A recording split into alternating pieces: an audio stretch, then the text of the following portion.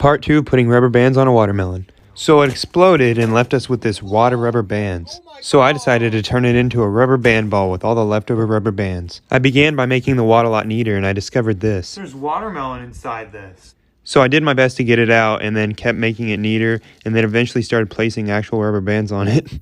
And after a while, I took a break to go shoot some hoops with it. And let's just say it's not a basketball, and I ended up breaking my backboard more than it was already.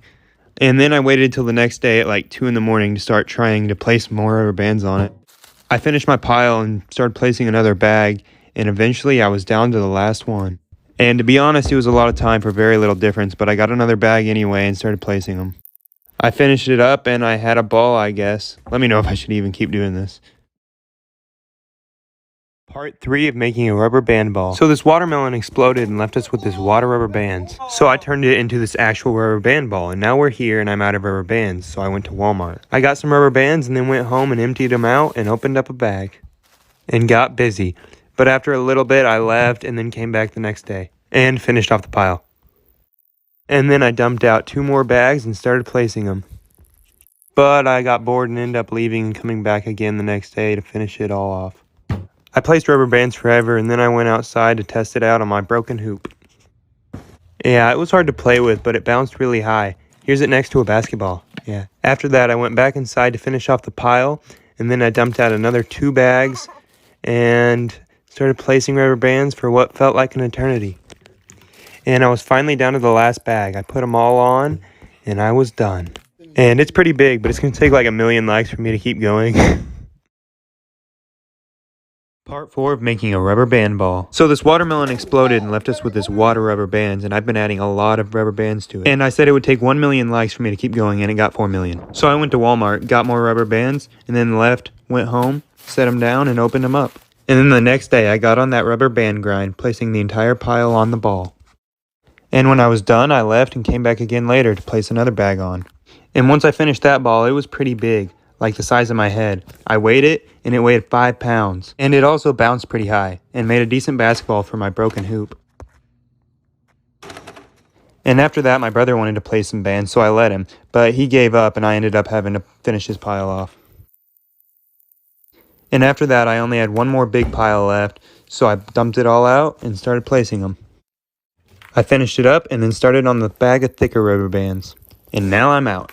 This sucked a lot, and since the last post got like 4,000,000 likes, it's going to take like 5,000,000 likes now for me to keep going.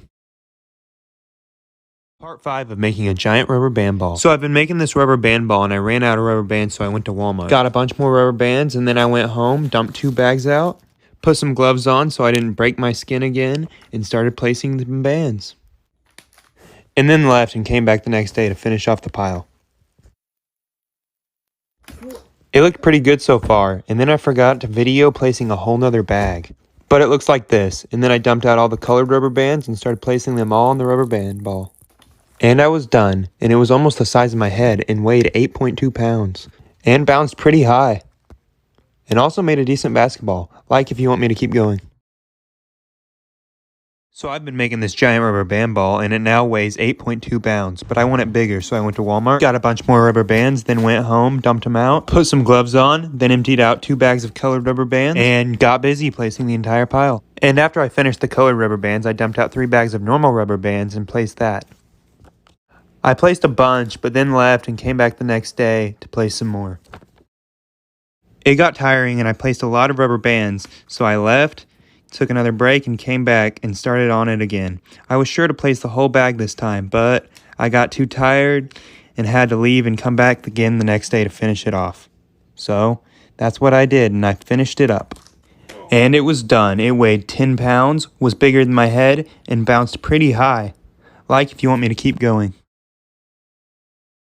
Part 7 of making a rubber band ball. So I've been making this ball, and it's pretty giant now and weighs 10 pounds. But I wanted it bigger, so I went to Walmart, got a bunch of colored rubber bands, then went home, dumped them out, put my gloves on, and first finished off the pile of normal rubber bands that was already on the table.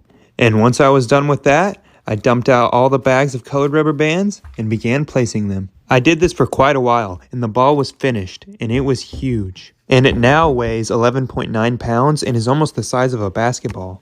And it also bounces pretty high. And I also shot it in the hoop. And now I'm officially finished with it. It looks pretty cool. So I've been making this giant rubber band ball, and it now weighs 11.9 pounds and is the size of a basketball. And I was going to stop, but everyone wanted me to keep going, so I went to Walmart, got some more bands, then went home, dumped them out, put some gloves on, and got back at it. I started by placing the pile of colored rubber bands because it's easier to place, and once I was done with that, I weighed it, and it was 12.9 pounds, and still bounced pretty high, and made a good basketball. Then I went to Walmart to get more colored rubber bands, but they were out, so I just got the normal ones and went home, dumped that out, and placed that entire pile. I finished it off, and it was now 13.4 pounds, and still the size of a basketball, and still bounced pretty high. Like if you want me to keep going and just see how big I can make it. Rubber band ball part 9. So a lot of people don't know that it started when this watermelon exploded and left me with this wad of rubber bands. And ever since then I've just been adding on to it, and this is the entire compilation up until now. And I needed more colored rubber bands, so I went to Walmart, but they were out. So I got gas and went to a different Walmart. But they were out too, so I went to another one, and they finally had some. Then I went home, dumped out a bag, and then got busy placing the entire pile of rubber bands until I was done. And then I left and came back later. I dumped out the colored rubber bands and placed that entire pile. Then I found some more rubber bands in the floor, placed those, and then placed a bag of thicker rubber bands that I also found in the floor. And I was done. It now weighs 14.7 pounds, is the size of my head, and bounces pretty high. And it's also bigger than a basketball, like if you want me to keep going. So I've been making this giant rubber band ball, and it's pretty big now, but everyone wanted it bigger, so I went to Walmart to get more bands, but they were out, so I went to a different Walmart and got some. Then went home, set down a pile of bands, and got busy placing the entire thing until it was done. And then I dumped out a few more bags and first placed the bag of smaller rubber bands and then the bags of thicker rubber bands until I was done with that. And it now weighs nearly 16 pounds and still bounces pretty high, but it's hard to catch now. And it makes a decent basketball. Like if you want me to keep going.